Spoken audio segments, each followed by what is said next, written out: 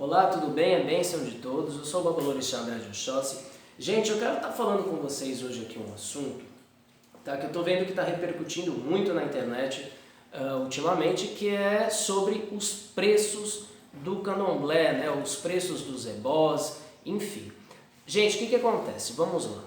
O candomblé, tá, a princípio de tudo, ela é uma religião onde, diferente de uma igreja, de um templo, seja lá o que for, ele não tem dizimistas, ele não tem a ajuda de várias outras pessoas. Então, o Babalorixá, para ele poder fazer o candomblé dele, para ele poder fazer as festividades dentro da casa dele, ele necessita, primeiramente, de ter filhos de santo para isso, né? Ou de ter ajudas para isso. Às vezes aquela pessoa a qual ele atende, né?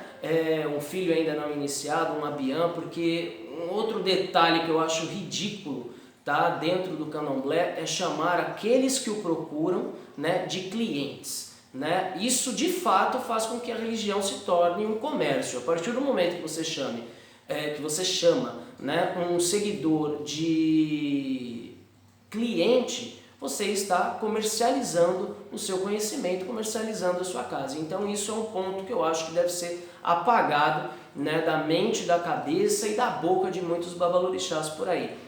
Mas voltando ao assunto, então assim, o babalorixá ele cede a casa dele, ou ele aluga uma casa para fundamentar ali o sagrado, para poder fazer as festas dele e etc. E em muitos casos, assim como o meu, tá, por exemplo, o Pai de Santo trabalha, né? Eu tenho o meu emprego, eu tenho, né, os meus negócios, e assim, né, eu consigo contribuir para a minha casa de axé, tá, que é aqui onde eu estou formando para os meus filhos, e a minha casa de axé, onde o meu santo mora, né, que é a casa do meu babalorixá. Né? Com o meu trabalho eu consigo sustentar as duas casas.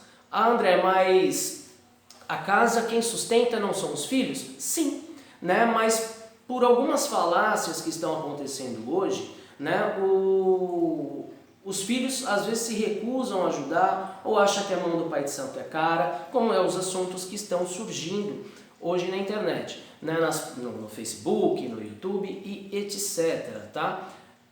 O ebó, tá? Você pode passar um ebó de graça? Não existe um Pai de Santo que nunca tenha passado um ebó de graça. Né? Você pode cobrar um ebó? Evidentemente que pode, você tem que sustentar a sua casa, pelo menos o gasto da sua casa você tem que sustentar. Se você tem um bom emprego, uma boa vida e quer fazer isso em prol de caridade, é perfeito, isso é lindo, mas a casa vai conseguir assim ser próspera, crescer? Pode ser que sim, mas que com muita dificuldade. Né? Então, diferente de uma igreja, né, o candomblé, a umbanda, enfim, ela não tem dizimistas. Algumas casas até cobram uma mensalidade, que é algo que eu também não acho errado, né? Mas não existe um dizimista, não existe aquele momentinho onde vai passar um cestinho que todo mundo vai colocar um dinheiro dentro. Né? Então, assim, numa igreja, tá? Vamos voltar ao exemplo da igreja. Uma igreja de porte médio aí, digamos, tá? Que ela tem ali 3 missas por final de semana, até mais eu acho, né? Mas vamos pôr aí aos domingos, né, que é algo normal.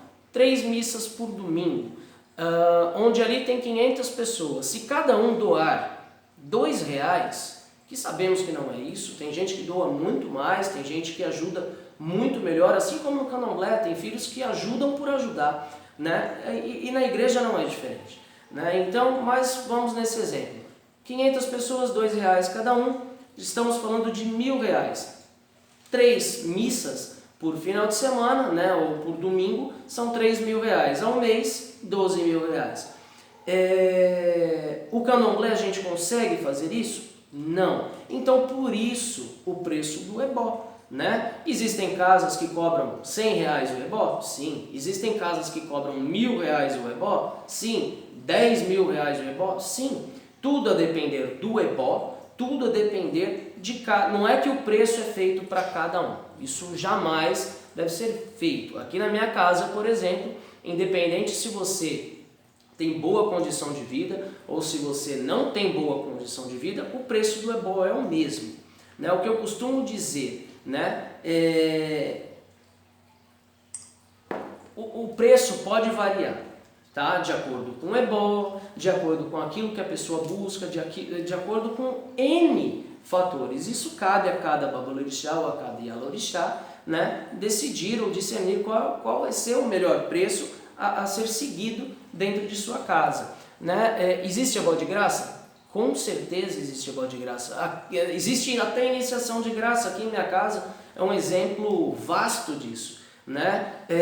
Isso acontece em toda e qualquer casa de axé. Existe aquele que vai estar presente aqui, que vai estar lavando uma louça, que vai estar ajudando a casa inteira. Existe aquele que vai aparecer uma vez por ano na sua casa de axé, né? Existe aquele que vai sair daqui ainda falando mal, existe aquele que vai sair daqui falando bem. Para todos esses fatores tem a ponderação até mesmo referente a preço, né? Então, a partir do momento que a pessoa começa a criticar muito uma casa de axé, o babalorixá que cobra, né?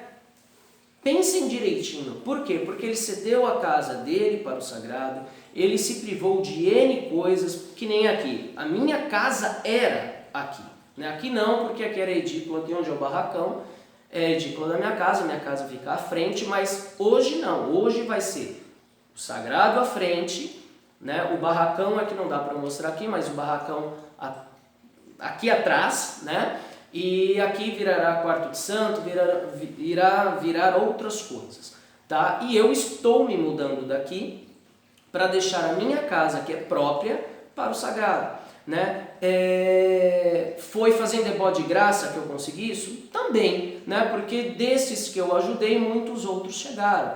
Agora, que é errado um pai de santo cobrar caro, que é errado não sei o quê, não é, gente, né? Se a casa dele é pequena, se a casa dele está numa ascensão, se a casa dele está crescendo, evidentemente que o ebó dele vai ser pequeno, mas vamos imaginar as grandes casas de candomblé, o custo para se manter uma grande casa de candomblé, né? A minha ainda é uma formiguinha, mas em volume físico ela é uma grande, uma casa em volume bom, né? Para uma casa de axé. É barato manter uma casa dessa? Não. Se não fosse a junção do meu trabalho, evidentemente que meus ebós também seriam mais caros, né? Então, você criticar ou falar acerca do preço, né, de um ebó, de um bori, de uma iniciação, que pai de santo cobra 5.000 para fazer o santo fora o material. Gente, vamos lá. O pai de santo, para fazer o santo de alguém, ele tem que fundamentar a casa dele inteirinha, como aqui. Ele tem que ter um espaço para isso, que ele cedeu para o sagrado, às vezes dele ou alugado, né? Aqui é nosso, mas existem casas que a pessoa não tem ainda a condição de comprar um lugar para si, que ela alugou um lugar ali para se dedicar ao sagrado.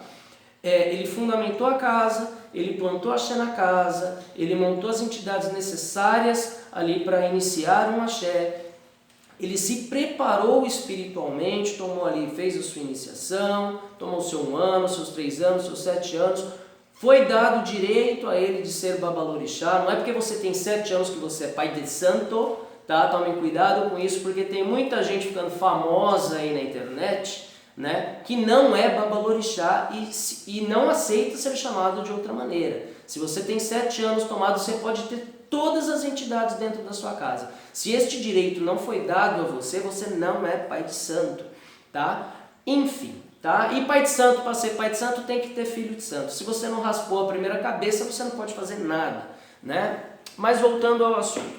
Então você tem que fazer tudo isso. Aí depois de tudo isso que você passou, que gastou, porque não é barato para fundamentar, para comprar as coisas para poder fundamentar, né? Que não existe você autofundamentar a sua casa, se você só faz aquilo que aprendeu, e você precisa evidentemente de um babalorixá para estar fundamentando a sua casa, e isso evidentemente não sai barato, a mão do pai de santo e principalmente os gastos com materiais, etc, tá? Para depois disso tudo feito, você falar assim, eu vou fazer santo de graça e ebó de graça. Gente, eu digo por experiência, né? Todo pai de santo já foi Iaô e todo Iaô já foi Abiã, né? Quando a gente está abaixo do nível de um babalorixá, né? Não é melhor ou ser pior, mas hierarquicamente abaixo. tá? A gente acha que tudo é caro dentro do candomblé. Ai, mas a minha obrigação ficou em X, só a minha roupa ficou, sei lá, R$1.000 uma roupa, tá? Tem lugares mais baratos, tem lugares extremamente mais caros, vai daquilo que você pode, né?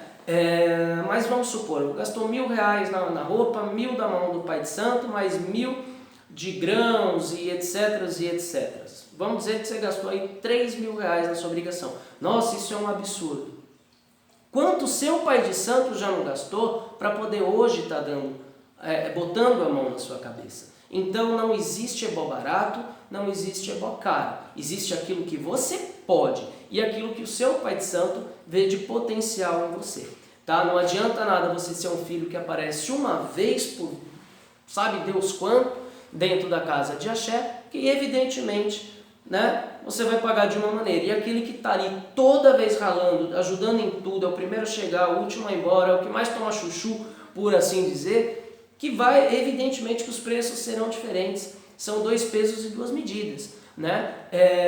Então, não critiquem os preços das casas, né? Porque só o Pai de Santo de fato sabe o quanto é caro e o quanto é difícil manter uma casa de axé. E por muitas vezes ainda ficar escutando conversa fiada de alguns lados, né? Então não existe ebó barato, não existe ebó caro, existe aquilo que você pode, né? E o Pai de Santo não é burro, ele sabe ver, ele sabe entender aquele filho que realmente precisa, né? Onde a gente fala, que Pai de Santo nunca passou um ebó de graça, que Pai de Santo nunca deu uma obrigação de graça, que Pai de Santo que nunca fez um santo, às vezes bancando até mesmo o ibá, os bichos ali e etc. do seu filho de santo, né? Então isso é absolutamente normal, isso acontece, mas uma casa também precisa se manter. Quanto maior a casa que você quer entrar, evidentemente, às vezes maior vai ser o preço, né? A depender, evidentemente, do Pai de Santo. Mas não critiquem, tá? Cada casa trabalha de uma maneira, né? Paga quem pode e aquele que o Pai de Santo evidentemente vê que está numa situação difícil, você pode ter certeza que ele vai ajudar. Mas não critiquem, né? O candomblé é família, o candomblé é união, né? E aquele negócio, às vezes um ebó de graça pode te custar muito caro, tá bom? Espero que tenham gostado do vídeo e até o próximo.